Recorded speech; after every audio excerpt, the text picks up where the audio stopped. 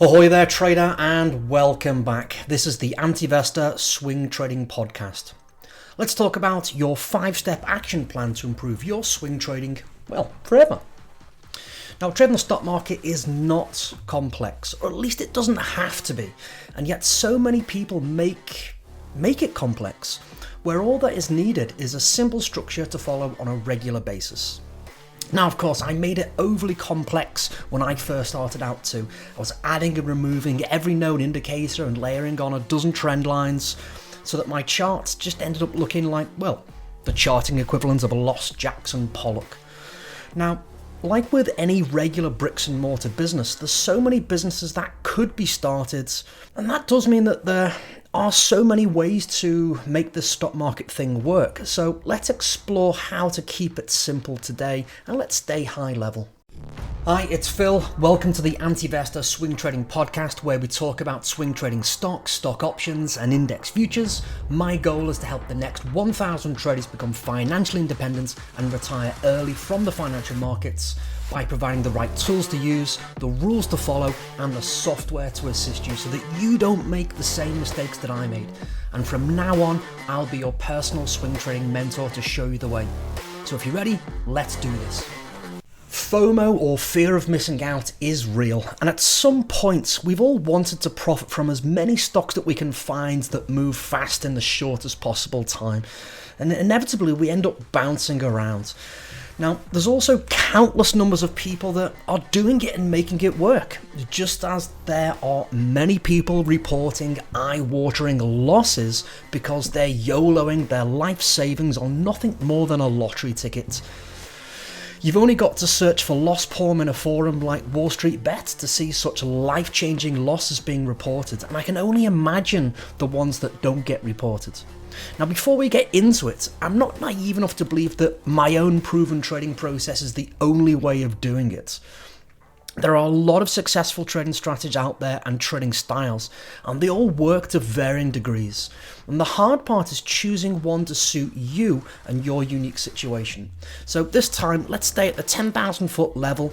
And if you want to review the specifics of my own trading strategy, just go back to the very first podcast episode where I lay out my most profitable and mechanical trading strategy for you. Now, with that said, let's dive right in. So firstly, you need realistic expectations and objectives. For example, making money for me is not an objective. As with every business in the world, it's a byproduct of a proven process. So as for expectations, risking $100 and expecting to make 100,000 by the end of the week, well, it's silly and we all know it. Yet a lot of people expect something similar to happen. So map out your long-term goals for trading and compare your progress to those goals so that you don't get caught up in the whirlwind of short-term market movements and excitement.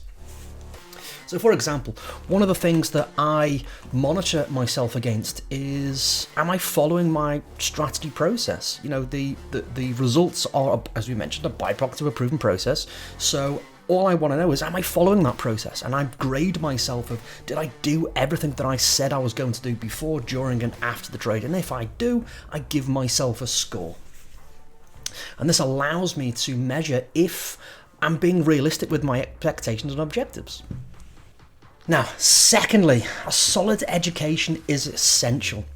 Now, this does come with a caveat. You don't need to know everything about the markets or the tools or the widgets and the whiz bangs. You don't need to know everything.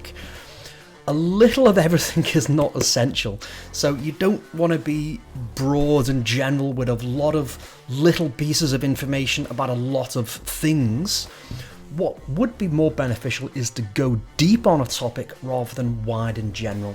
Now, there's some great resources online these days that will provide you with a foundation. Most of the time they're provided by your choice of broker, and they'll give you a foundational knowledge, the bits that everyone needs to know. And then from that, you can start to explore what interests you from a strategy perspective, and you can begin to go deep and specializing in one area. Now, for myself, I remember vividly making that decision And I took a huge leap forward in my development as a trader when I stopped trying to know a little bit of everything. I also started to see significantly more consistent results. And my own early decision back in the 90s came partway through reading another 1,000-page tome of a book on technical analysis. And I realized that I needed to focus on one thing rather than attempt to use all of the indicators being explained.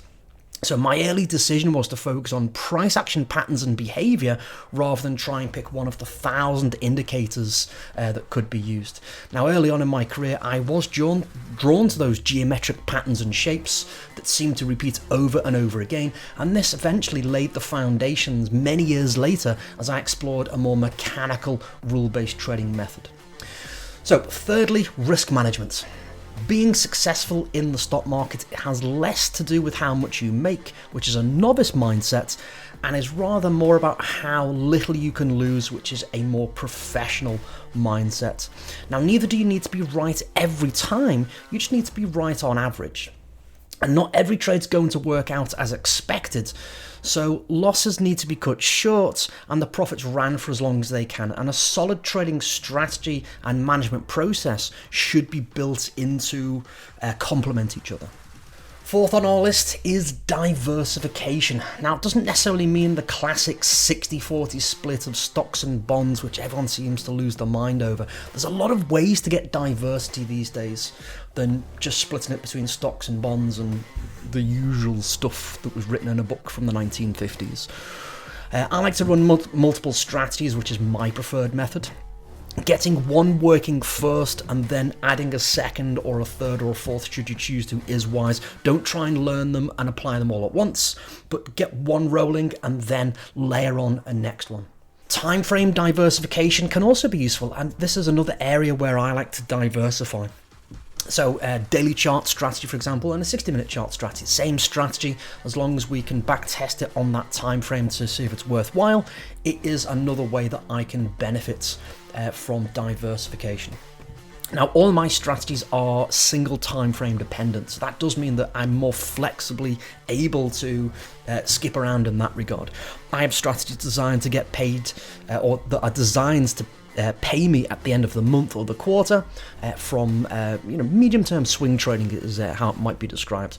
I can also get paid on a shorter-term basis at the end of the week or the fortnight, and an even shorter-term strategy that's well-suited to pay me by the end of the day or the end of the morning.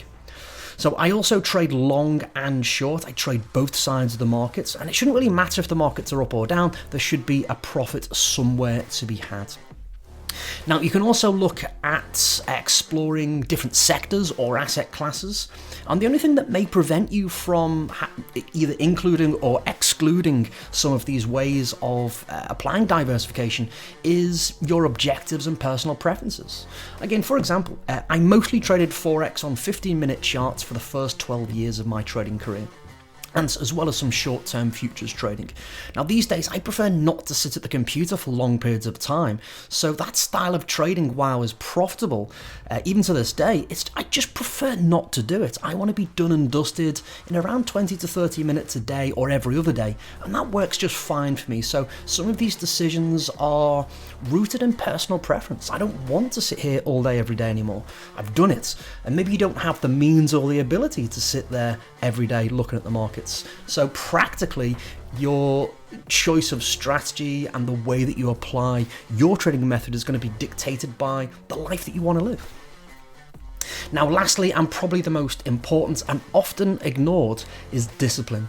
Traders need to stay on course and true to their trading strategy no matter what. Now, for myself, the strategy that I use is now time-tested, proven, back-tested, forward-tested. It's also been real-time tested for over 20 years now. And it's mechanical with the rules that I like to use and follow. And I can quite literally click a button in the software that I use to get a historical performance report. The stats on anything that I care to measure can be given to me by the computer, because it's essentially an algorithm, which is just a fancy way of saying if this, then that set of rules, which makes it mechanical. And I can see what would have happened, which gives me a positive expectancy for the time frame that I want to trade or the instrument that I want to trade. And if it's profitable or not, I can see if it would be worth my time to trade, or indeed not to trade. And if it is, like the S&P 500, the index, that's a great chart, that's a great index for me to trade on many time frames. The daily one's great, the 60-minute charts are great for it. Now, what I then need to do is just click a button, it gives me a report and it says, hey, would have this been a good thing to trade? And I can have the confidence that, yeah, that's a good chart for me to trade, it's a good time frame for me to trade should I want to trade it in a few different ways. But what I then need to do, the important part, is to stay disciplined. I can't cherry pick those opportunities. I can't decide to take one over another because I don't know what's going to happen tomorrow. No one does. I've got a lot of experience in this and I could layer on some level of discretion, but why should I? I've put a lot of effort and energy into a mechanical rule set. So rather than try and figure out if this one or that particular trade entry is going to work, I just take everything. And it gives me a huge amount of peace of mind knowing that it's going to work out on average, because that's what the strategy does. It's told me, the historical performance reports tell me that on average, I expect this to work. So great. I can take every trade with confidence knowing that should history repeat itself, which it often does, then I can have a positive expectancy on average in the future. And I like that. That really does take the emotions out of the trading, the second guessing, and all I need to do is be right on average. So to make sure that I can emulate some sort of comparable results to what I'm expecting from the backtesting, then I need to take all the trades that are presented in the future. And if you want to hear an overview of that strategy, you can simply go back to the very first podcast where I map out my most profitable trading strategy, and you'll understand what I mean by that. Now, these 5 steps should provide you with an excellent foundation to stay on track and to make this year one of your finer years in trading, and maybe you can take several leaps forward as well in your own development as a trader. So that's all for today. If you like what you've heard, be sure to follow and listen to the very first episode where I map out my most profitable one of 6 money-making strategies. And as always, thank you for giving me your time and attention and making me a part of your regular routine. But for now, have a wonderful day and let's make this year a great year. And I'll see you at the same time next time.